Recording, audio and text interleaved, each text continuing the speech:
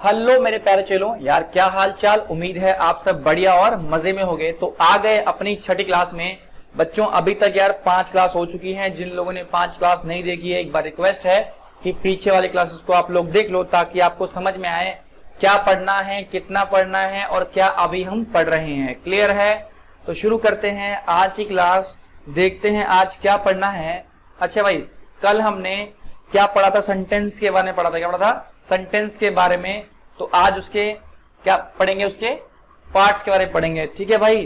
तो क्या है, सेंटेंस के कितने पार्ट होते हैं? सेंटेंस के 3 पार्ट होते हैं। क्या भाई? 3 पार्ट्स। क्लियर? सेंटेंस क्या होते हैं दोस्त? 3 पार्ट। ठीक है, शुरू करते हैं और देखते हैं। अच्छा देखो, सेंटेंस के जो 3 पार्ट होते हैं वो कौन सा होता है? अगर मैं बात करूं पहले की, तो जो होता है वो सब्जेक्ट होता है। क्या होता है दोस्त? सब्जेक्ट। अब कहोगे सर सब्जेक्ट क्या होता है? देखो भाई, एकदम आराम समझते हैं। ठीक है, सब्जेक्ट को हिंदी में कहते हैं क्या? कर्ता। क्या कहते हैं दोस्त? कर्ता। सब्जेक्ट मतलब कर्ता। क्लियर है?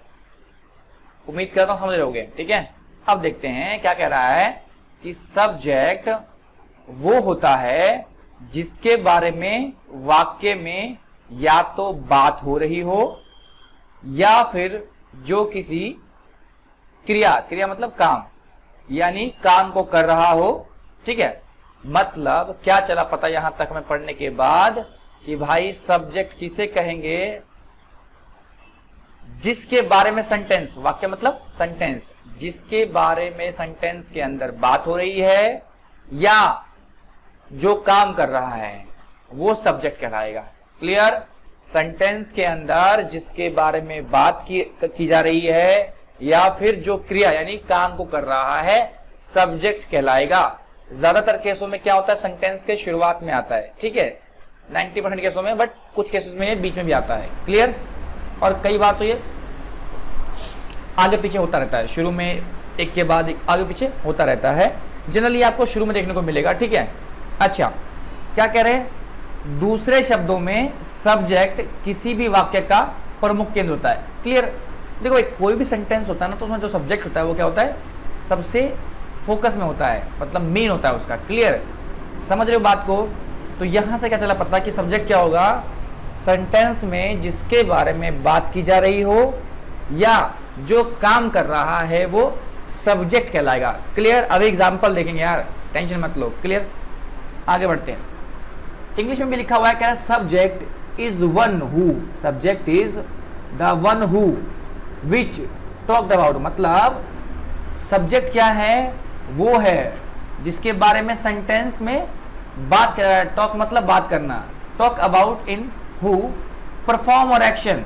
ठीक है, या तो कोई काम के बारे में बात हो रहा है, मतलब कोई काम कर रहा है, या उसके बारे में बात हो रही है। ठीक है, मतलब सीधी बात है, सब्जेक्ट के अंदर जो काम को कर रहा होगा सब्जेक्ट कहलाएगा। ठीक है, सेंटेंस के अंदर जो काम कर रहा होगा सब्जेक्ट कहलाएगा। क्लियर? ठीक है, हिंदी में कहते हैं कर्ता। उम्मीद करता हूं समझ गए होंगे। अब बात करते हैं वर्ब की। बात करते हैं वर्ब की। देखो, वर्ब को ना आगे हम पढ़ेंगे थोड़ा सा इसके बाद भी। ठीक है, तो वहां आपको ना ज्यादा बेहतर अंडरस्टैंडिंग होगी। पार्ट्स ऑफ स्पीच के अंदर भी वर्ब पढ़ना है। यहां समझ लो, वर्ब का मतलब था क्रिया। क्रिया मतलब काम यानी कर्म। क्या होता है? वर्ब मतलब क्रिया यानी काम। ठीक है, जो वर्ड हमें काम को दिखाएगा, ठीक है, कार्य या काम को दिखाएगा, उसे हम वर्ब कहेंगे। क्लियर? यहां डेफिनेशन देखो जरा क्या है। क्रिया वह है जिसके माध्यम से सब्जेक्ट के कार्य या अवस्था की जानकारी मिलती है। मतलब जो सेंटेंस में सब्जेक्ट होता है उसके बारे में जानकारी मिलती है किसके द्वारा? वर्ब के द्वारा। ठीक है, क्लियर? कह रहा है वर्ब क्या है? Verb is the one which describes, क्या करता है भाई? डिस्क्राइब करता है the action of the state of subject. मतलब सेंटेंस के अंदर जो सब्जेक्ट होगा, वर्ब क्या करेगा? उसको दिखाएगा, डिस्क्राइब करेगा उसकी अवस्था को या उसके काम को। क्लियर? बढ़ते हैं आगे। कह रहा कुछ चीजें समझ लेते हैं, अंडरस्टैंड कर लेते हैं। क्या अभी वर्ब जो हमने पढ़ा उसमें सब्जेक्ट क्या है? सब्जेक्ट क्या है? देखो जरा, कह रहा है कि माना कि मैं कहूं कि आयांश सो रहा है। क्या भाई? आयांश सो रहा है। ध्यान देना इस बात को, सेंटेंस पे आयांश सो रहा है।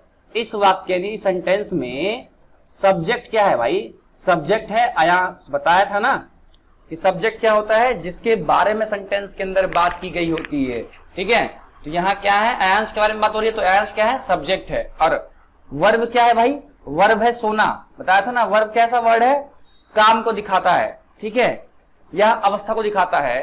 तो कह रहा है इस वाक्य में सब्जेक्ट के द्वारा किया जा रहा कार्य की जानकारी मिलती है। मतलब ये जो अयांश है ये क्या है, सब्जेक्ट है। ठीक है, और सो रहा है क्या है, वर्ब है। ठीक है, क्या है, वर्ब है।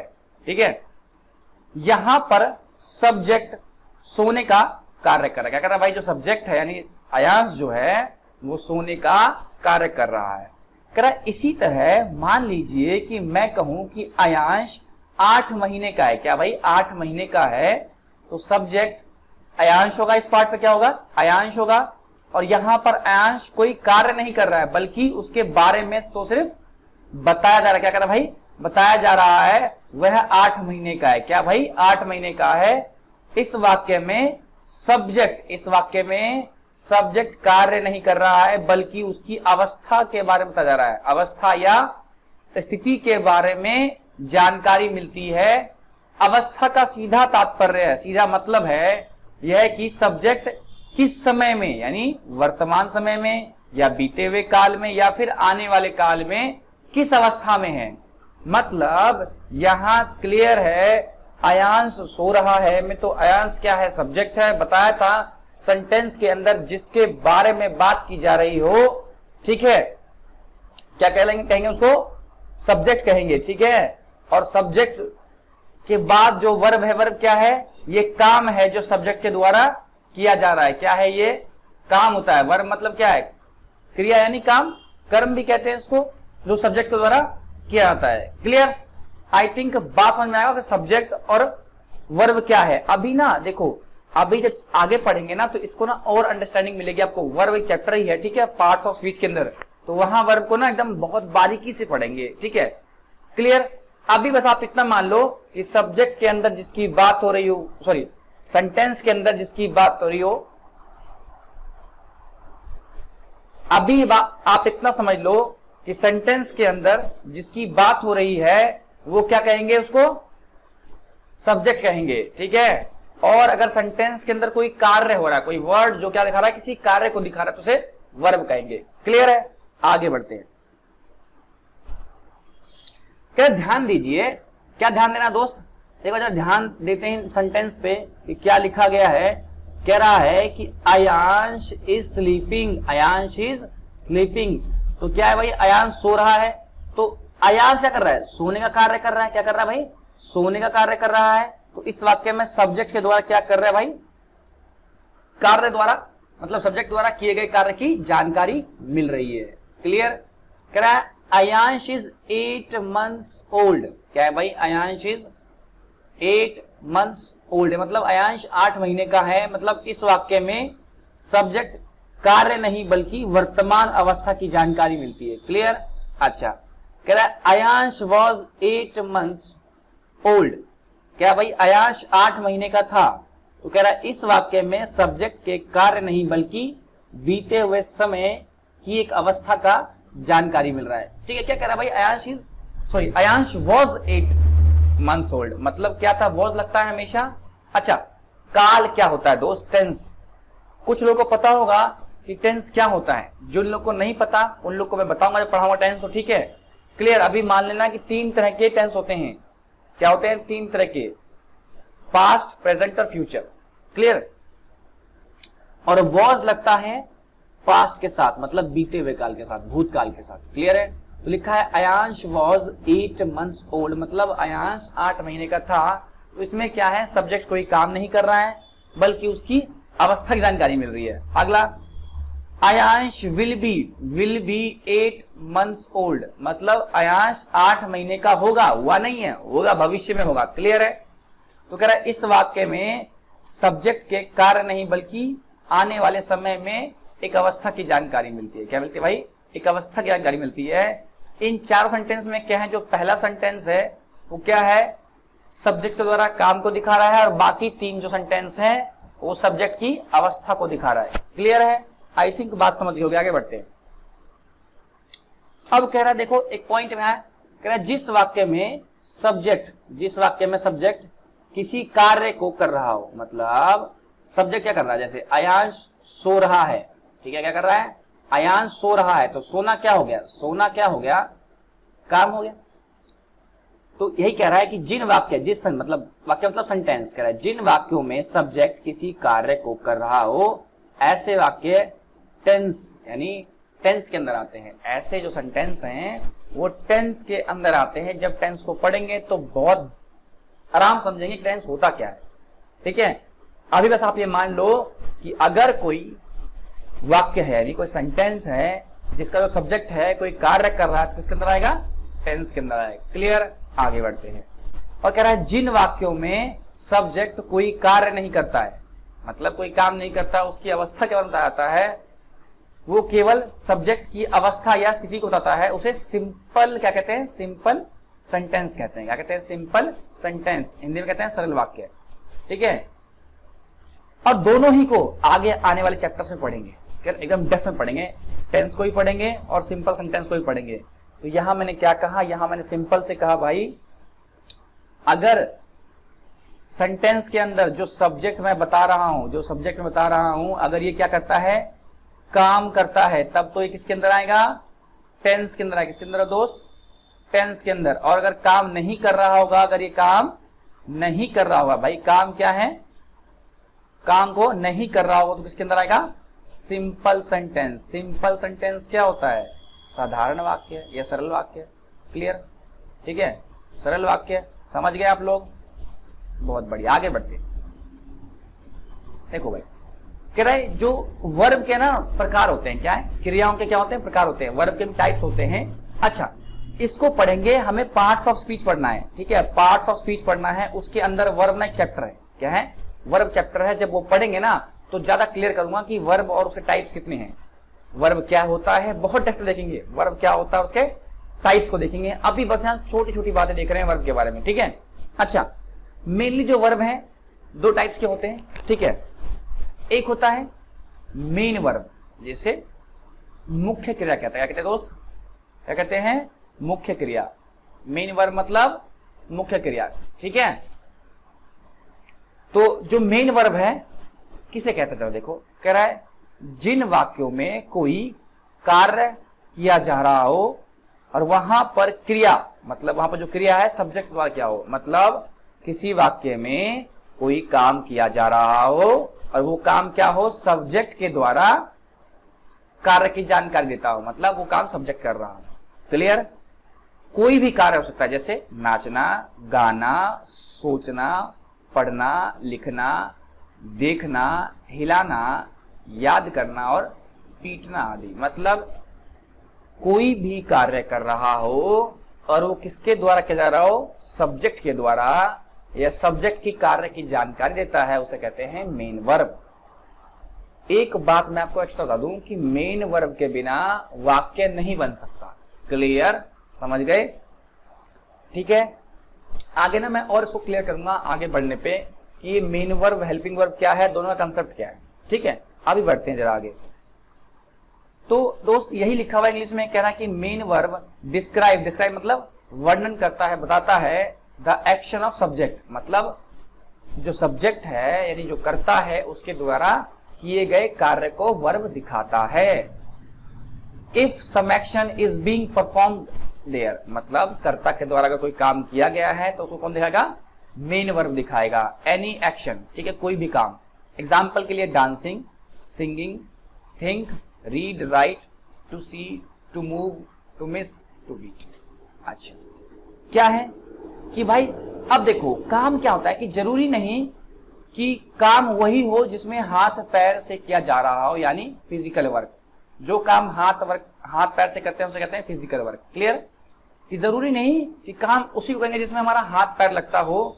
अगर कोई व्यक्ति कुछ सोच रहा है तो भाई सोचना भी एक काम है। क्लियर, तो वो दिमाग का काम कर रहा है और दिमाग से काम करते उसे बोलते हैं मेंटल वर्क। क्या बोलते हैं, मेंटल वर्क।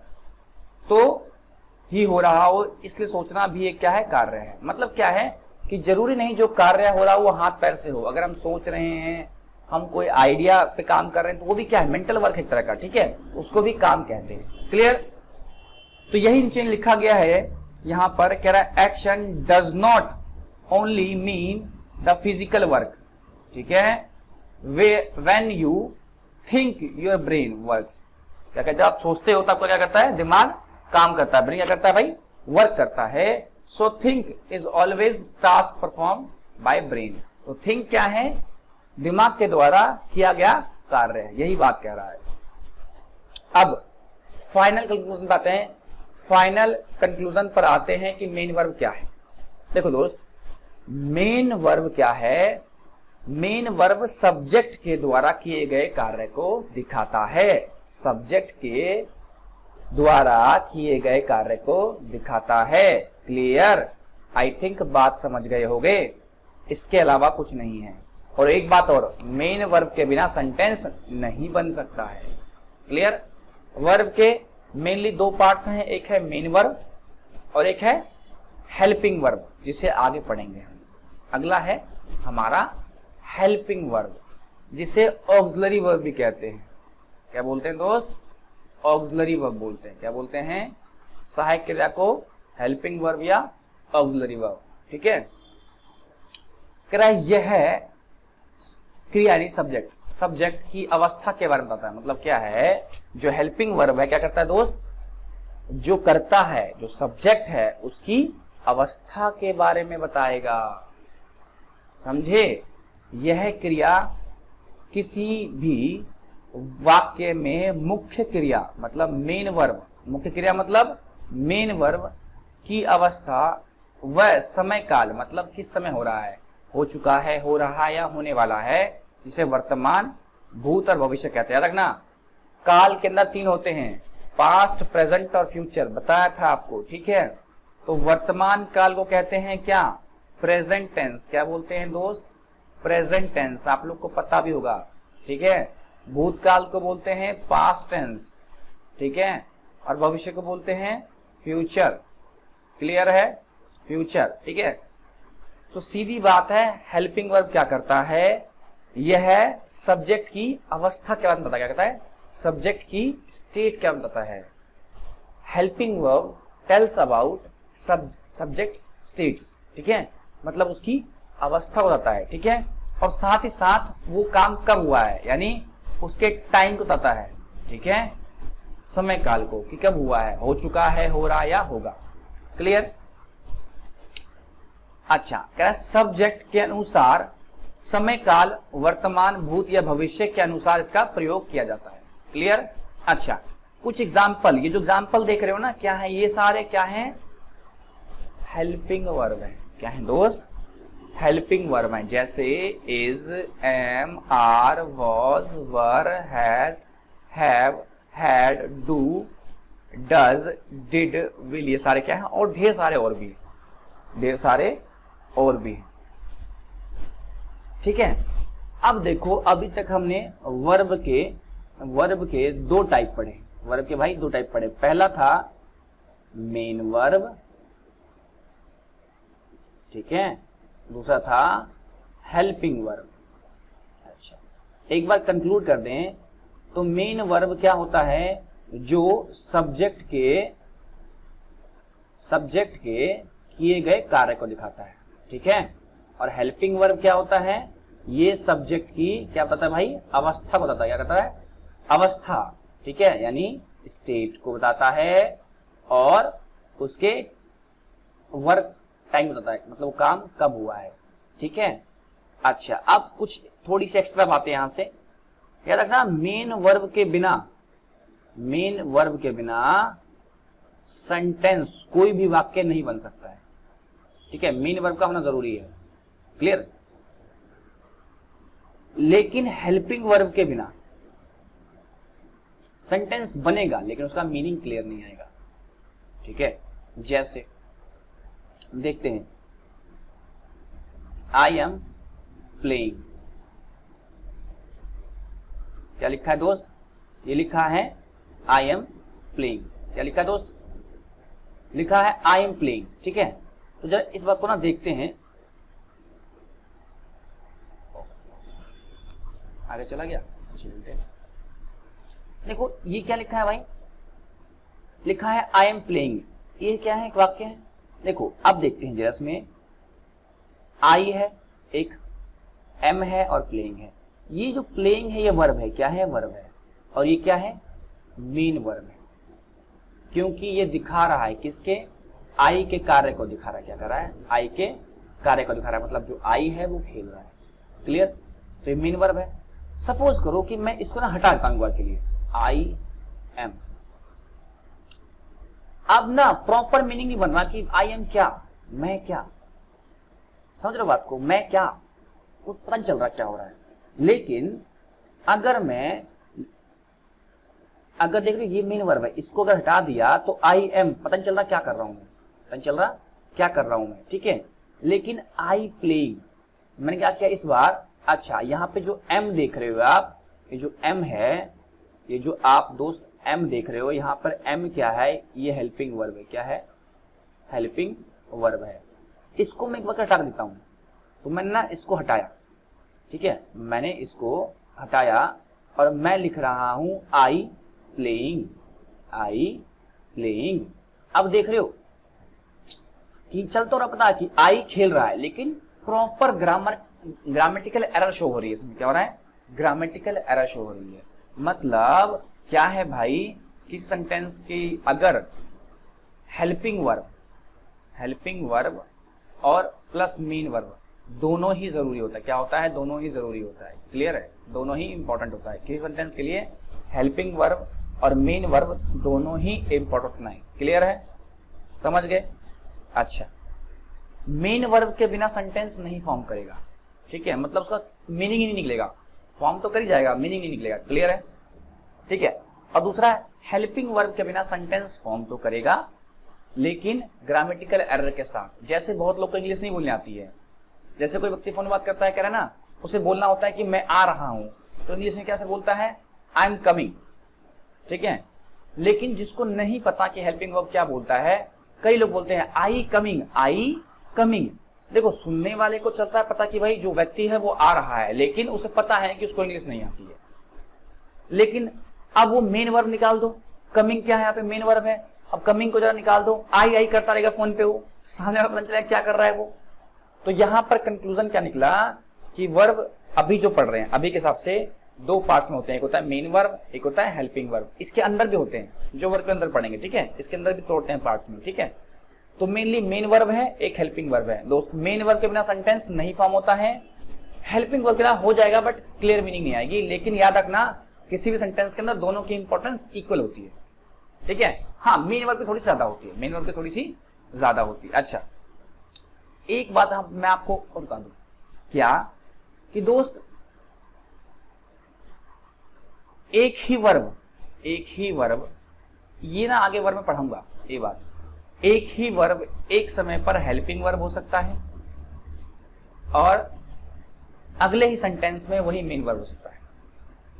अब यहां पे आप लोग कंफ्यूज हो रहे, मैं ना इसको ना आगे बताऊंगा, बस आप ये समझ लो इस बात को अभी यहां पर कि एक ही वर्ब किसी सेंटेंस के अंदर मेन वर्ब हो सकता है और किसी के अंदर हेल्पिंग वर्ब हो सकता है।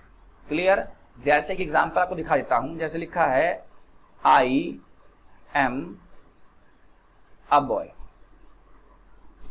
I am a boy. देखो तो यहां पर ध्यान दें तो एम क्या है, देखो अगर किसी सेंटेंस के अंदर एक ही वर्ब है, मतलब ओनली वन वर्ब है, तो वो मेन वर्ब कहलाएगा। क्या कहलाएगा दोस्त, मेन वर्ब कहलाएगा। तो आई एम अ बॉय के अंदर क्या है, एम एकमात्र क्या है, वर्ब है। क्या है, वर्ब है। हालांकि अभी आपने इसको एक क्या हेल्पिंग वर्ब के अंदर पढ़ा था एग्जांपल के अंदर, लेकिन सेंटेंस के अंदर मैंने बताया आपको ना कि अगर एक ही वर्ब होगा तो मेन वर्ब कहलाएगा। तो यानी एम यहाँ पे क्या है, मेन वर्ब है। अगला जरा एग्जांपल देखते हैं और आपको ना अंडरस्टैंडिंग इससे बनेगी कि क्या मैं कहना चाहता हूं। लिख रहा हूं आई एम प्लेइंग। अब देखो, अब ये देखो प्लेइंग क्या है, यहाँ पे प्लेइंग भी वर्ब है और एम भी वर्ब है, ठीक है। तो देखो ये जो प्लेइंग है ये मेन वर्ब होगा, क्या होगा, मेन वर्ब होगा। ठीक है, क्योंकि पहली बात अभी जो हमने पढ़ा है वो क्या है, कर्ता के कार्य को दिखा रहा है। ठीक है, और एम क्या होगा यहाँ पे, हेल्पिंग वर्ब होगा। तो एक सवाल उठता है कि सर अगर किसी सेंटेंस के अंदर एक से अधिक वर्ब होंगे, क्या होंगे दोस्त, एक से अधिक वर्ब होंगे, तो हम किसको हेल्पिंग वर्ब और किसको मेन वर्ब समझेंगे, किसको हेल्पिंग वर्ब और किसको मेन वर्ब समझेंगे। तो मैं आपको एक बेसिक आइडिया दे रहा हूं यहाँ वर्ब के बारे में। ठीक है, आगे तो पढ़ेंगे तो बताऊंगा फिर से। ठीक है, तो मैं कह रहा हूं दोस्त कि अगर एक सेंटेंस के अंदर, एक सेंटेंस के अंदर अगर एक वर्ब है तो वही मेन वर्ब कहलाएगा। क्या कहलाएगा, मेन वर्ब कहलाएगा। अच्छा, अगर एक से अधिक है, मोर देन वन है, क्या है भाई, मोर देन वन है, मतलब एक से अधिक है। मोर देन वन का मतलब क्या होता है, एक से अधिक वर्ब है। तो जो एग्जाम्पल के लिए बात करते हैं कि कोई सेंटेंस है, जैसे ऊपर वाले सेंटेंस को लेते हैं, एक बार मैं आपको दिखाता हूं। देखो देखो ये जो लिखा क्या है, I am playing, I am playing. तो देखो इसमें क्या है, बताया आपको, ये भी वर्ब है और ये भी वर्ब है। तो जो सबसे लास्ट में होता है, ठीक है, वो मेन वर्ब होता है। क्लियर होता है, क्या होता है, मेन वर्ब होता है। और उसके पीछे जितने होते हैं सारे क्या होते हैं, हेल्पिंग वर्ब होते हैं। क्लियर, अगर एक सेंटेंस में एक से अधिक मेन वर्ब होंगे तो जो लास्ट वाला वर्ब होगा वो मेन वर्ब होगा और बाकी सारे हेल्पिंग वर्ब होंगे। मान लेते हैं एक सेंटेंस के अंदर 5 वर्ब हैं, क्या है दोस्त, 5 वर्ब हैं, तो जो आखिरी वाला होगा, फिफ्थ वाला होगा, वो क्या होगा, वो मेन वर्ब होगा। बाकी जो उसको 4 होंगे उसके पीछे क्या होंगे, 4 3 2 1 ऐसे होंगे, सेंटेंस बनेगा। तो वो सारे क्या होंगे, हेल्पिंग वर्ब होंगे। क्लियर, क्या होंगे, हेल्पिंग वर्ब होंगे। आई थिंक आप लोग बात समझे। एक बार मैं वापस रिवाइज कर दूं, मैंने क्या बताया दोस्त। मैंने कहा कि वर्ब क्या होते हैं। अच्छा, शुरू से शुरू करते हैं वर्ब की डेफिनेशन से। तो वर्ब क्या है भाई, वर्ब किसी भी सब्जेक्ट के कार्य या अवस्था को दिखाता है।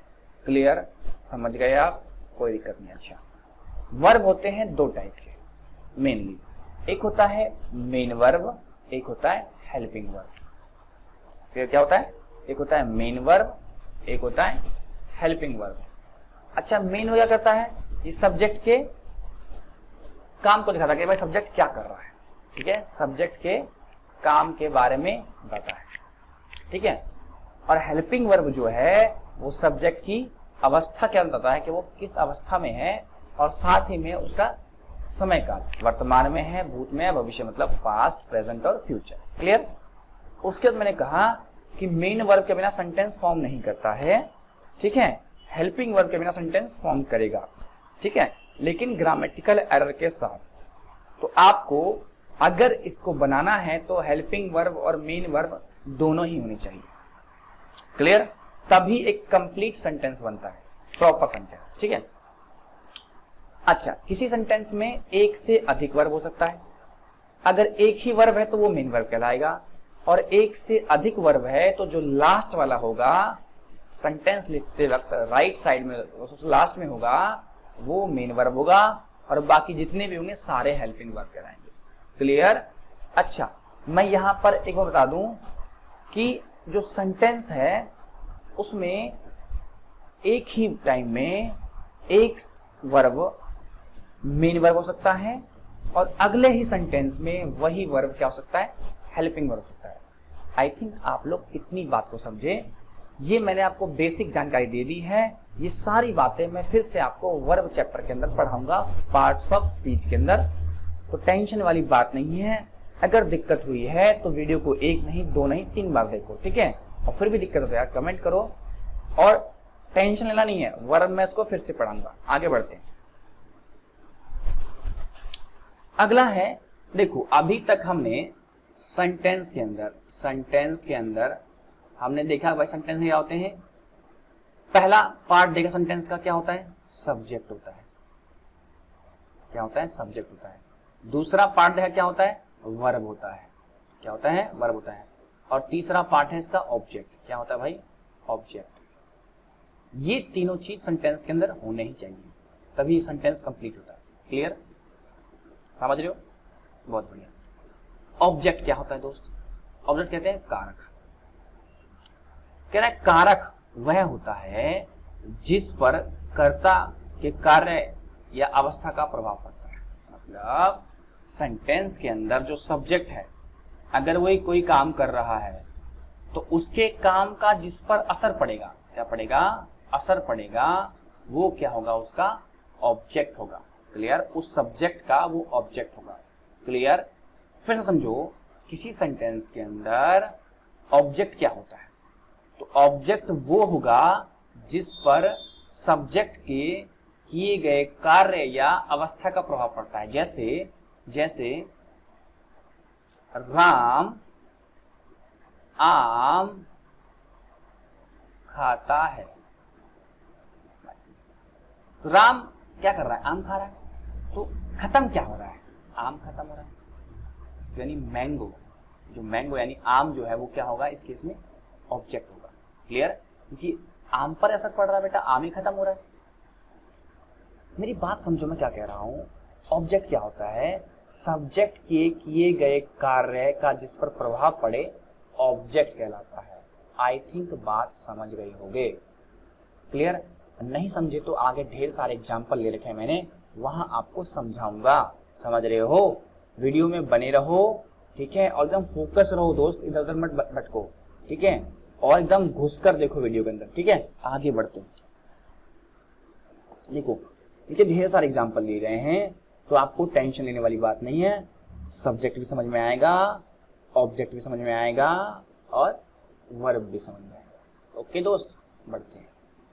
देखो दोस्त, पहले की बात करें तो कह रहा है राम मेरा दोस्त है। देखो सब्जेक्ट क्या होगा, राम होगा, बताया था आपको, ठीक है, जिसके बारे में सेंटेंस के अंदर बात की जा रही है। तो राम क्या है, सब्जेक्ट। देखो सब्जेक्ट यहाँ पे है। अच्छा, अब किस पे असर पड़ रहा है, दोस्त पर, उसका जो दोस्त है, राम मेरा दोस्त है, तो क्लियर है। तो क्या है, दोस्त यहां पर क्या होगा, ऑब्जेक्ट होगा। क्लियर, याद रखना 90% केसों में, हर बार ऐसा नहीं होता दोस्त, हर बार ऐसा नहीं होता है। सब्जेक्ट हमेशा शुरू में होता है और ऑब्जेक्ट हमेशा लास्ट में होता है। क्लियर, हमेशा ऐसा नहीं होता है, कुछ एक्सेप्शन हैं इसके, जब सब्जेक्ट और ऑब्जेक्ट आगे पीछे हो जाते हैं। क्लियर है, लेकिन ज्यादातर देखने में आता है कि सब्जेक्ट शुरू में होता है और ऑब्जेक्ट लास्ट में होता है। तो इससे थोड़ा सा आपको सहूलियत होगी, बट ये कोई पैरामीटर नहीं डिसाइड करने का कि सब्जेक्ट ऑब्जेक्ट का, बस याद रखना कि सब्जेक्ट ज्यादातर केसों में शुरू में होता है। ठीक है, कह रहा है वो पागल नहीं है, तो यहां देखो वो क्या है, वो के बारे में बात हो रही है, तो वो क्या है, सब्जेक्ट है। क्लियर, और पागल क्या है, किस पर असर पड़ रहा है, पागल के बारे में ना, पागल क्या है, तो पागल क्या होगा, ऑब्जेक्ट होगा। क्लियर, इन सभी में वर्ब नहीं है, इन सभी में वर्ब नहीं है, इन सभी में वर्ब नहीं है।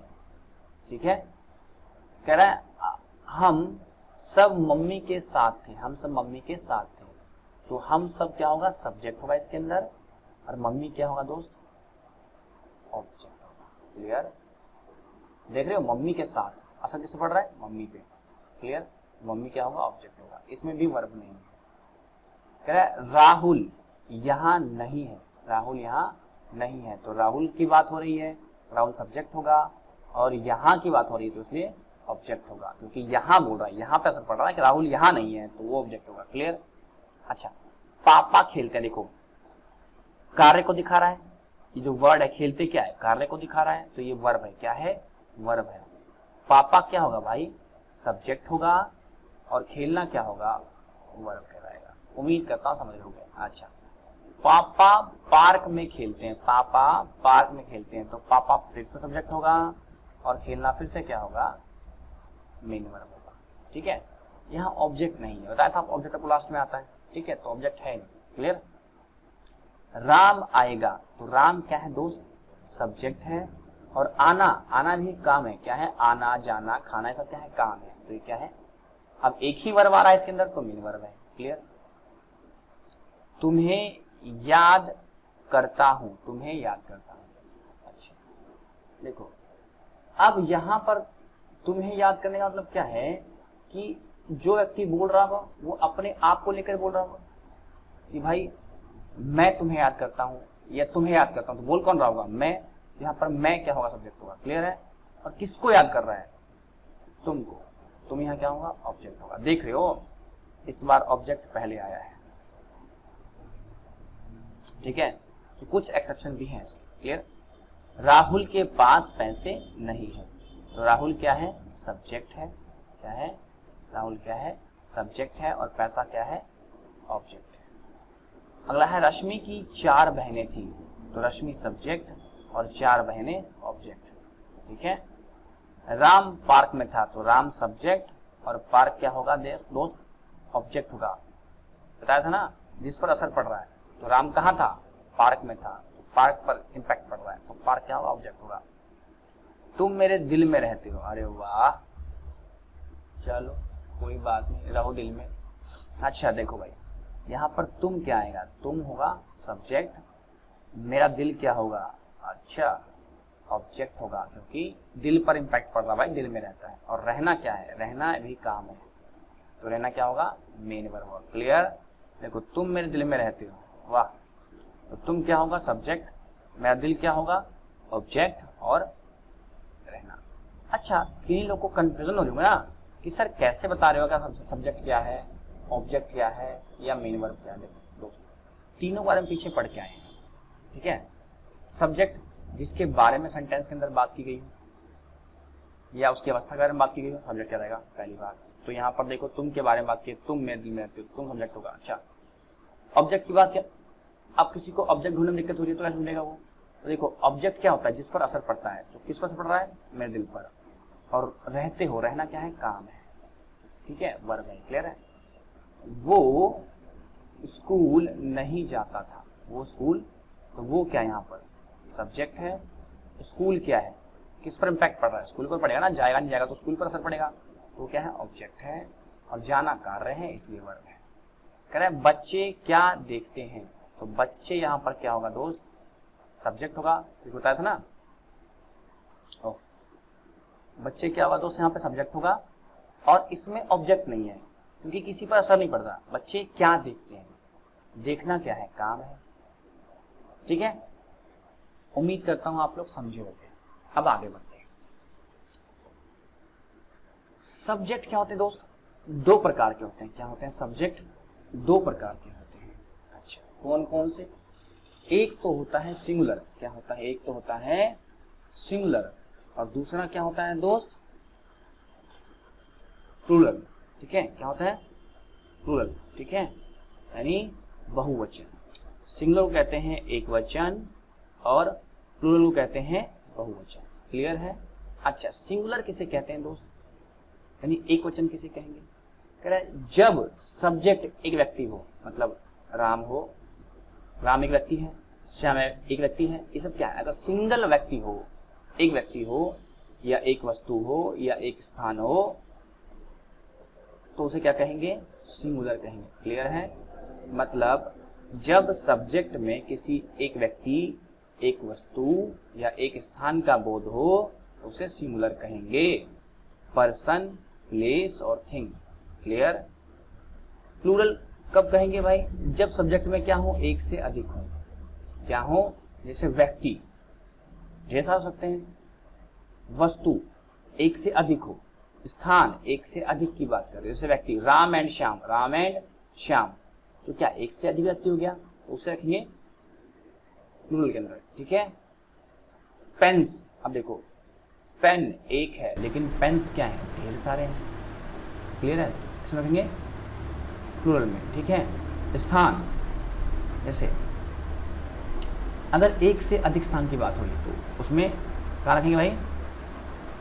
प्लूरल के अंदर। ठीक है। और एक की बात होगी तो सिंगुलर के अंदर। क्लियर? सब्जेक्ट 2 टाइप से होते हैं, एक होता है सिंगुलर, एक होता है प्लूरल। ठीक है। जिसमें एक व्यक्ति, एक वस्तु, एक स्थान की बात कही गई सिंगुलर बोलते हैं। जिसमें एक से अधिक व्यक्ति, वस्तु की बात की गई हो या स्थान की बात हो, उसे प्लूरल बोलते हैं। क्लियर है? आगे बढ़ते हैं। जैसे कुछ एग्जाम्पल देखते हैं। जैसे राम एक लड़का है तो क्या है, सिंगुलर है। ये सारे एग्जाम्पल किसके हैं, सिंगुलर के हैं दोस्त। श्याम एक लड़का है, स्काई आसमान एक है, सिंगुलर है। दिस यह है या ये एक के लिए होता है तो इसीलिए क्या होता है, सिंगुलर है। दैट, दिस और दैट याद रखना एक के लिए इस्तेमाल होता है, क्लियर। दिस और दैट एक के लिए इस्तेमाल होता है। वह या वो, वह या वो तो क्या है, सिंगुलर है। इट ये भी क्या होता है, एक के लिए इस्तेमाल होता है तो इट भी क्या है, सिंगुलर है। अच्छा पेन, पेन क्या है, सिंगुलर है। अच्छा देखो राम एंड श्याम एक से अधिक हो गया, प्लूरल में आएगा। पीपल बहुत सारे लोगों की बात कर रहा है, लोग में बहुत सारे आते हैं, ठीक है। तो किस में आएगा, बहुवचन में यानी प्लूरल में। क्राउड किस में, प्लूरल में। दीज और दोज याद रखना एक से अधिक व्यक्तियों के लिए इस्तेमाल होता है, ठीक है। दीज और दोज एक से अधिक व्यक्तियों के लिए इस्तेमाल होता है, ये प्लूरल फॉर्म में, ठीक है। पेन्स देख रहे हो, मतलब एक से अधिक पेन की बात कर रहे हो। उम्मीद करता हूँ सिंगुलर और प्लूरल आपको समझ में आ गया होगा। आगे बढ़ते हैं जरा। अच्छा अब दोस्त यहाँ पे ना लिखा है पर्सनल प्रोनाउन। अच्छा एक बार जरा ना बता दूँ प्रोनाउन होता क्या है। प्रोनाउन सर्वनाम कहते हैं हिंदी में, ठीक है। इसको ना पढ़ना है, इसको हमें पढ़ना है आगे चैप्टर में, ठीक है। तो वहाँ मैं ना डेप्थ में डिस्कस करूँगा। अभी बस आप ये सुन लो कि प्रोनाउन क्या होता है। इसको इंग्लिश में बोलते हैं स्टैंड्स फॉर अ नाउन, मतलब वो शब्द जो नाउन की जगह ले लें प्रोनाउन कहलाते हैं। वो शब्द जो नाउन की जगह ले लें प्रोनाउन कहलाते हैं। क्लियर है, ठीक है। अच्छा नाउन आप सभी को पता होगा। अच्छा जिन लोगों को नहीं पता वेट करें, मैं आगे बताऊंगा। बस याद रखें किसी व्यक्ति, वस्तु, स्थान या भाव या विचार के नाम को नाउन कहते हैं। क्लियर है। अगर एक शब्द में कहूँ तो नाउन क्या है, नाउन एक नेमिंग वर्ड है। क्या है, नेमिंग वर्ड। क्लियर। और जो नाउन की जगह ले ले उसे प्रोनाउन कहते हैं। अच्छा प्रोनाउन के भी ना बहुत सारे टाइप्स होते हैं, उसी में से एक है पर्सनल प्रोनाउन, ठीक है। पढ़ेंगे, ठीक है, टेंशन मत लो, ठीक है। अब इसका यूज़ कैसे करेंगे सिंगुलर और प्लूरल में, जब देखते हैं। अच्छा अब देखो यहाँ पे ना एक बात आई है, फर्स्ट पर्सन, सेकंड पर्सन और थर्ड पर्सन। क्या होते हैं फर्स्ट पर्सन, सेकंड पर्सन और थर्ड पर्सन? तो भाई देखो फर्स्ट पर्सन वो होता है जो बोल रहा होता है। जैसे मैं बोल रहा हूँ तो क्या हूँ, मैं फर्स्ट पर्सन हूँ। क्लियर है। द पर्सन और पीपल स्पीकिंग, क्लियर। जो बोलता है वो फर्स्ट पर्सन होता है, ठीक है। बात करूँ सेकंड पर्सन की तो जो सुन रहा है, ठीक है। क्लियर।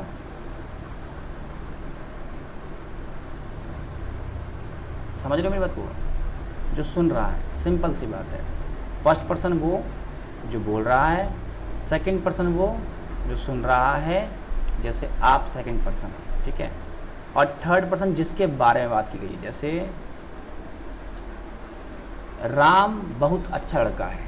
देखो मैं बोल रहा हूँ, आप सुन रहे हो, मैं फर्स्ट पर्सन, आप सुन रहे हो सेकंड पर्सन, और राम के बारे में बात हो रही तो थर्ड पर्सन। क्लियर है, समझ गए। फर्स्ट पर्सन बोलने वाला, सेकंड पर्सन सुनने वाला, और थर्ड पर्सन जिसके बारे में बात हो रही है। क्लियर है। अच्छा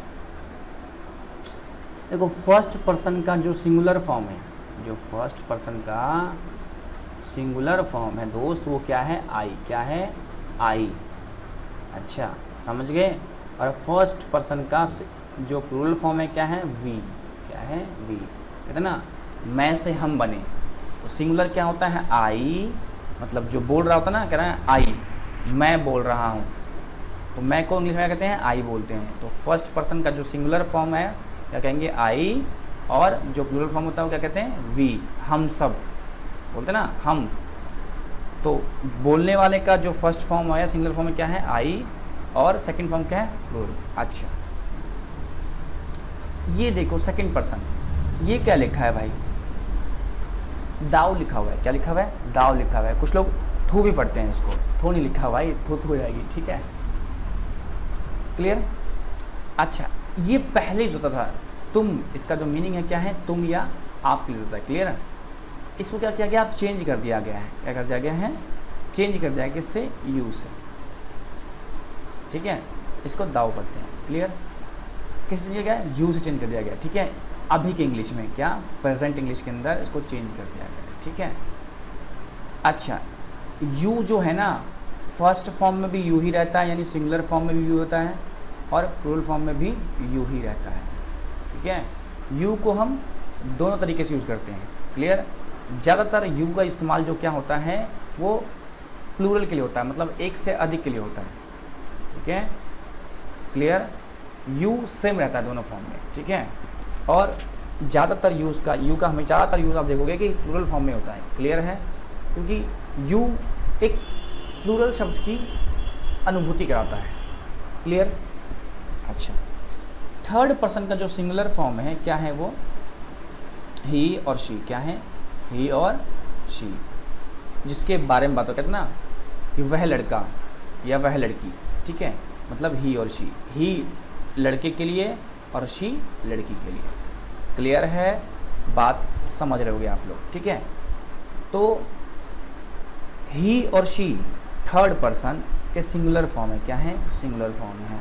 और दे एक मात्र है, क्या है, प्लूरल फॉर्म है थर्ड पर्सन का, दे का मतलब होता है वे लोग, ठीक है, समझ गए। कंक्लूड कर दूं, फर्स्ट पर्सन बोलने वाला, सेकंड पर्सन सुनने वाला, थर्ड पर्सन जिसके बारे में बात हो रही है। फर्स्ट पर्सन में जो सिंगुलर फॉर्म होता है वो आई आता है, प्लूरल फॉर्म होता है वी आता है। जो सेकंड पर्सन है उसमें क्या आता है, फर्स्ट सिंगुलर और प्लूरल दोनों में यू रहता है, क्लियर। आगे बात करते हैं थर्ड पर्सन में, तो उसका जो सिंगुलर फॉर्म है वो ही और शी होता है और जो प्लूरल फॉर्म होता है दे होता है। ये थोड़ा आपको ना शुरुआत में याद रखना पड़ेगा, थोड़े दिन बाद तो ऑटोमेटिक याद आ जाएगा, इतनी बार पढ़ोगे आप, क्लियर। आगे बढ़ते हैं हम। अच्छा, जब देखते हैं मैं क्या बोल रहा हूँ यहाँ पर, आप लोग बात ध्यान से देखते रहो दोस्तों, ठीक है, सबको समझ में आएगा। माना कि मैं आपसे राम के बारे में बता रहा हूँ, मैं आपसे राम के बारे में बता रहा हूँ या बात कर रहा हूँ, जो भी कह सकते हो। तो यहाँ पर मैं क्या, यानी आई, मैं मतलब आई फर्स्ट पर्सन हूँ, ठीक है। आप यानी सेकंड पर्सन हो और राम जिसके बारे में बात हो रही है थर्ड पर्सन है, क्लियर। ध्यान दीजिए कि आप यू चाहे एक व्यक्ति हो या एक से अधिक व्यक्ति हो, क्लियर, क्या हो दोस्त, एक व्यक्ति हो या एक से अधिक व्यक्ति हो, अंग्रेजी भाषा में यू को बहुवचन मतलब प्लूरल फॉर्म की तरह प्रयोग किया जाता है। वह यू के साथ वही हेल्पिंग वर्ब, सहायक क्रिया मतलब हेल्पिंग वर्ब, अभी पर क्या है, सहायक क्रिया मतलब हेल्पिंग वर्ब, वही हेल्पिंग वर्ब यानी वही सहायक क्रिया प्रयोग की जाती है जिसे बहुवचन सब्जेक्ट के साथ प्रयोग करते हैं। जैसे देखो दोस्तों, इंग्लिश की भाषा में यू को क्या है, बहुवचन की तरह देखते हैं, ठीक है, क्लियर। और दूसरी बात, यू के साथ जो हेल्पिंग वर्ब यूज होता है ना, वो क्या होता है, प्लूरल फॉर्म यूज होता है। क्या होता है, जो हेल्पिंग वर्ब है वो कैसा होगा, प्लूरल फॉर्म का इस्तेमाल होगा यू के साथ। कुछ एग्जाम्पल दिए गए हैं, आप देख पा रहे होगे, जैसे आर, हैव, डू, ईटीसी, क्या है, एग्जाम्पल है। अच्छा, यही बात इंग्लिश में लिखी गई है, कह रहा है you is always treated as plural subject now and its singular form thou is absolute, that's why you is always followed by helping verb which are used with plural subject। सीधी सी बात है यार कि क्या you को English के अंदर देखो, ये सिंगुलर के साथ भी इस्तेमाल होता है, प्लूरल के साथ भी इस्तेमाल होता है, लेकिन you को क्या है इंग्लिश के अंदर बहुवचन यानी प्लूरल की तरह प्रयोग किया जाता है, ठीक है, यानी सिंगुलर की तरह प्रयोग नहीं किया जाता है, इसका प्रयोग प्लूरल की तरह किया जाता है। इसीलिए इसके साथ क्या आता है, जो हेल्पिंग में लगता है वो भी क्या होता है, प्लूरल फॉर्म में होगा, क्लियर। आगे बढ़ते हैं। अच्छा दोस्तों, अब हम पढ़ने वाले हैं किसका, दिस, दैट और दीज का प्रयोग पढ़ने वाले हैं। किसका भाई, दिस, दैट और दीज, दोज का प्रयोग पढ़ने वाले हैं, ठीक है। आइए समझें कि दिस, दैट और दीज, दोज का प्रयोग कैसे करना है। देखो जरा, नियर का मतलब होता है पास और फार का मतलब होता है दूर, क्लियर। नियर का मतलब होता है पास, फार का मतलब होता है दूर। समझ गए आप लोग। अच्छा, सिंगुलर आपको बताया था अभी कि दिस और दैट क्या है, सिंगुलर है, अभी बताया था आपको। दिस और दैट क्या है, सिंगुलर है। क्या है, सिंगुलर है। कोई कंफ्यूजन नहीं। अच्छा, दीज और दोज क्या है, प्लूरल फॉर्म में बताया था अभी आपको, ठीक है। तो नियर और मतलब पास, फार मतलब दूर। अच्छा, दिस का मतलब क्या होता है, ये या फिर यह, और दिस का मतलब होता है से, ये या यह, ठीक है। बस एक से अधिक के लिए होगा। क्लियर।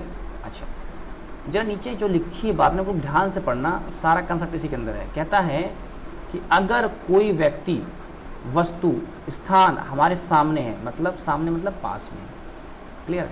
अगर कोई व्यक्ति, कोई वस्तु या कोई स्थान हमारे सामने है तो ऊपर दी गई टेबल के अनुसार हम या तो दिस का प्रयोग करेंगे या दीज का प्रयोग करेंगे। मतलब कोई वस्तु पास में है, कोई वस्तु पास में है तो हम क्या करेंगे, दिस या दीज का, दिस या दीज का। अगर कोई वस्तु पास में, जैसे मेरे पास पानी की बोतल रखी है, मुझे बताना है उसके बारे में, तो क्या करूँगा, दिस या दीज। क्लियर। अगर एक वचन है, अगर वो कोई जो जिसके बारे में बात हो रही है वो एक वचन है तो दिस का प्रयोग करेंगे, और अगर बहुवचन है तो दीज का प्रयोग करेंगे। क्लियर। इसी तरह अगर कोई वस्तु दूर है, क्या है, वस्तु हमसे दूर है, तो टेबल के अनुसार, ठीक है, क्या पढ़ेंगे, दैट या फिर दोज। क्या पढ़ेंगे, दैट या दोज। अगर वो सिंगुलर होगा तो दैट लगाएंगे, और अगर प्लूरल होगा तो दोज लगाएंगे। यही बात इंग्लिश में लिखी गई है। कंक्लूड कर दूं एक बार। कह रहा है नियर मतलब पास, फार मतलब दूर। अच्छा, जो वस्तु हमारे पास होती हैं, यानी नियर की बात कर रहा हूँ मैं, उसके साथ दिस या दीज का प्रयोग होता है। किसका, दिस या दीज का। अच्छा, दिस या दीज में से कौन सा प्रयोग होगा, अगर जिसके बारे में बात की जा रही है वो सिंगुलर है तो दिस का प्रयोग, और जिसके बारे में बात की जा रही है अगर वो एक से अधिक है तो क्या, प्लूरल। क्लियर है। कोई वस्तु दूर रखी है तो दैट और दोज का प्रयोग करते हैं।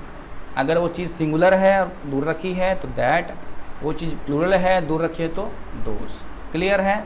यही बात दोस्तों नीचे जो लिखा हुआ है ना इतने बड़े पैराग्राफ में इंग्लिश के अंदर, ठीक है, यही बात यहाँ पर लिखी गई है। If a person place thing nearby as per the table we must use either this or these.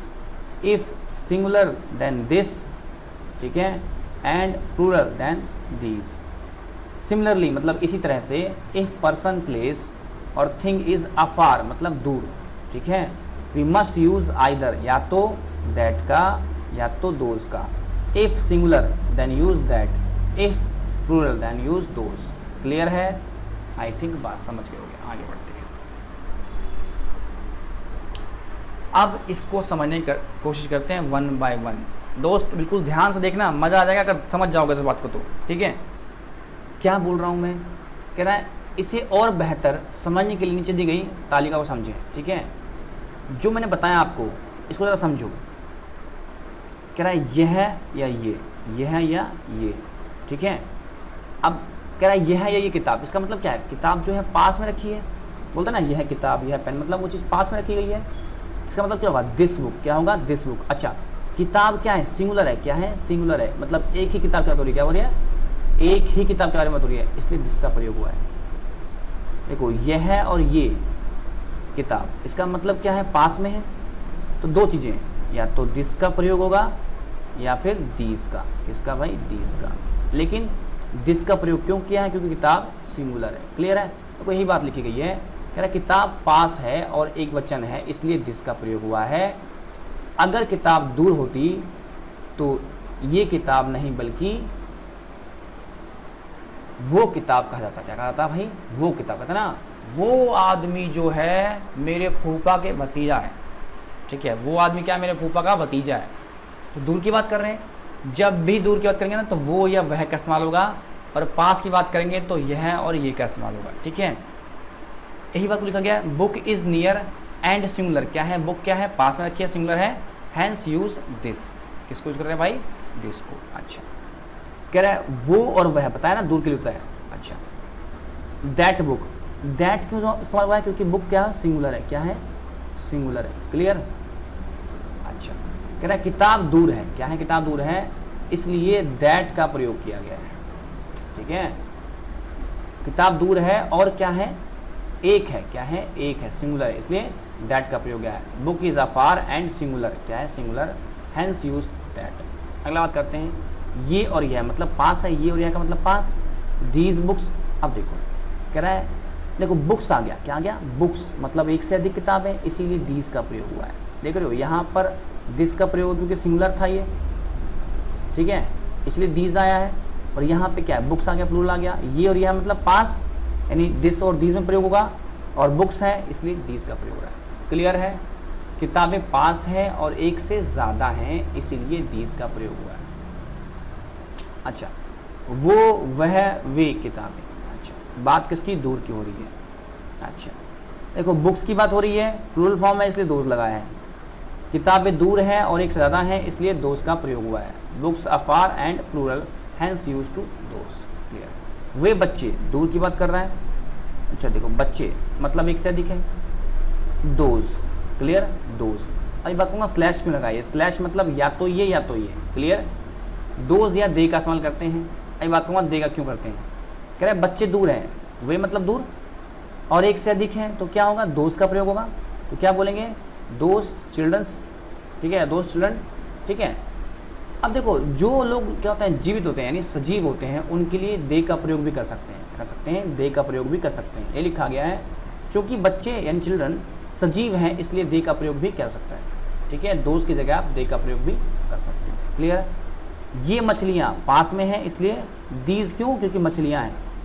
ठीक है, मछलियाँ पास हैं और एक से ज़्यादा हैं, इसलिए दीज का प्रयोग किया गया है। ये सब लड़के, ये मतलब पास, दीज क्यों आया है? बहुत लड़के की बात हो रही है। ठीक है, बॉयज़ की बात हो रही है। क्लियर? लड़के पास हैं और एक से अधिक हैं, इसलिए दीज का प्रयोग हुआ है। वे दोनों लड़के, अब देखो दोज या दे का प्रयोग, दे क्यों बताया था हमको? जीवित चीज़ों के लिए दे का प्रयोग भी कर सकते हैं, या बोथ बॉयज़ भी कर सकते हैं प्रयोग। ठीक है, दे बोथ बॉयज़। ठीक है, दे बोथ, या तो दोज बोथ बॉयज़ या फिर दे बोथ बॉयज़। क्लियर? लड़के दूर हैं, क्योंकि वो मतलब दूर, लड़के दूर हैं और एक से अधिक हैं, इसलिए दोज का प्रयोग हुआ है। क्योंकि लड़के सजीव हैं, इसलिए दे का प्रयोग भी हो सकता है।